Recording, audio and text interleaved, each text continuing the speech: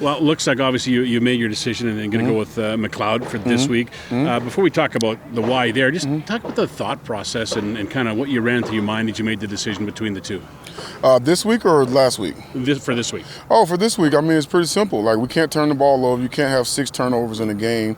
There has to be consistent play at that position. I mean, that's the most important position on the field, and when the play is inconsistent, then it shows in our play. So basically, just a reflection of the turnovers, and McLeod's going to get an opportunity now. Yeah, McLeod's back in there. He's going to give us an opportunity. I feel like, I've been fair to both guys when either guy was either up or down. I've been fair to both, and so I think it's McLeod gives us the best chance to win right now, and because he's more consistent with his play right now. And that's the bottom line, right? Feelings don't matter right now. You got to win ball games, right? This is not personal. This is not personal whatsoever. I love every guy in that quarterback room, so it's not personal. It's about winning football games, and that's my job, to make the tough decisions to win football games. They kind of threw a different defense at you. They had a lot of DBs back there, it seems, at times. Is that maybe McLeod's, with his experience, maybe a little bit in a better position to make something out of that? I think so, without a doubt. And that was the game plan. I think Trey even knew that to a certain degree, that they were going to make him try and be a drop-back quarterback and not allow him to, have running lanes and things of that nature. So that's why they had more DBs back there whenever they got us in second and long situations. So a veteran like McLeod, I think he's more suited for that, whether they want to bring pressure, whether they want to put 9 DBs back there, whatever they want to do, we'll be ready for it. You watch practice obviously a little different than I do, but from where I was, it looked like McLeod was really, really on today. I mean, he's been on all year. You know what I mean? Like, he's been on all year. It's not just today. And I think that's what made the decision easy for me, because of how consistent he has been all year. Yeah, he came in for the last time he came back. He played 3 or 4 really good games. Yeah, exactly right. And we were giving Trey time to rest, as I mentioned, in the weeks prior. And, he was 100% healthy. He was able to come out, and, he had the week of preparation. And like I said, the play just wasn't consistent enough for me, for my liking right now. And in the position we're in, we're still in a position that we can control our own destiny. So I got to go with the more consistent guy. McLeod's kind of been through this before a little bit at times in his career. This is obviously, everything's new to Trey because he's only in his 3rd year. This is, I guess, part of his learning curve? Yeah, definitely part of his learning curve. Definitely, like I've stated numerous times before, is why the reason we brought Mac in, and because I feel like it could help Trey. It could help Trey learn how to be a pro, and how to prepare even when you're not the starter. When you're not the starter, that can be the toughest at times, of want to leave the facility early or not want to put in an extra time, but that's the time that you should be doing those things. Everything went wrong last week, especially the turnovers. You were still only down 3 at the half. You were tied at 10 in the 4th quarter. Despite everything you didn't do well, you still put yourself in a position to win. That's exactly right, and that's a testament to our defense and our special teams and how well they played. I mean, Jake was booming it. The defense, for as long as they could, they were holding up. Of course, we let Zach get loose a time or two, and also dealing with Brady as well. But when a team runs the ball as well as they do, or you have a veteran quarterback back there that knows where to go with the football, you can only hold up for so long if you're not matching their intensity or matching their scoring. You can only hold on so long before the dam breaks. So, hats off to the defense. I mean, we can't give that team 6 more possessions like we did. Not a must-win Friday, but it's a must-win Friday. I mean, like I said before, all of them have been must-win. When you start 0-7, all of them are pretty much must-win. We've been playing, playoff or fighting for our lives since Game 8. When you go back to their defense, I mean, they kind of play that Stubler match defense, right?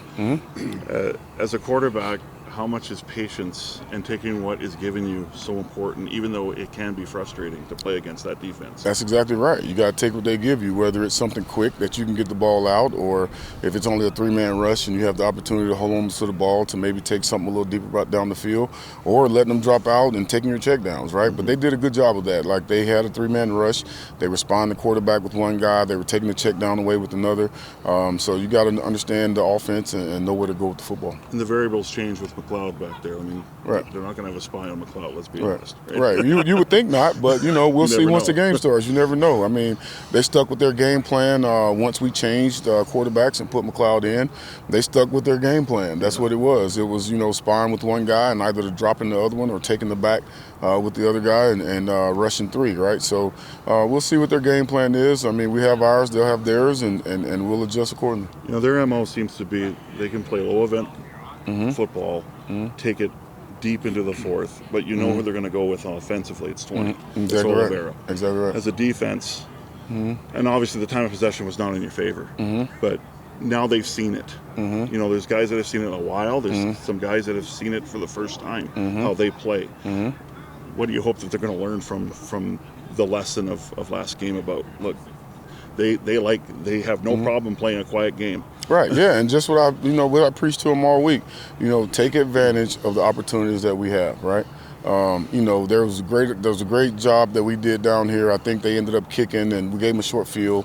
They ended up kicking, I think, and hitting the upright. Another time we were able to get an interception down in the area. So, like I said, when you have 4 turnovers in the first half, but yet you're only down 3 points, and then we came out the second half and we played the win game, and they did a good job of driving their first drive, scoring a touchdown, making it 10-0, and then we did a good job in that third quarter of tying the game up, or the fourth quarter tying the game up, and then we have the ball and we're driving. I think Rank pops off a 35-yard run, and then we turn the ball right back over, and then I think that's when the bottom pretty much fell out at that point in time, because they went down and scored, and we just never could recover after that. So I think the biggest thing for us is like you said, trying to win time of possession, making sure we stay on the field, making sure we score points when we have the opportunity to, and the most important thing is not turning the ball over and giving them extra possessions. And the way you ran the ball, it almost seems like a missed opportunity no on question. offense. No right? question. I mean, when you run the ball against 196 yards against a defense like that, I mean,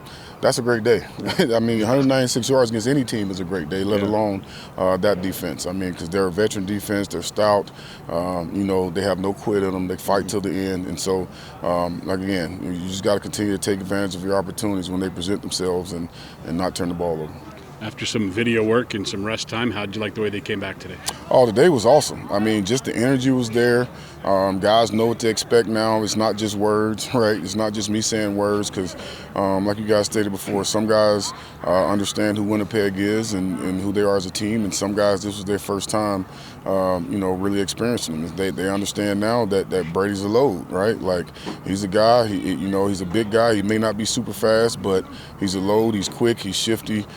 You got to be able to lock him up and wait for your help to get there if you can't get him down yourself. So, it was good. It was a good test for us, and we came up short, but we're looking forward to going over there and hopefully stealing one.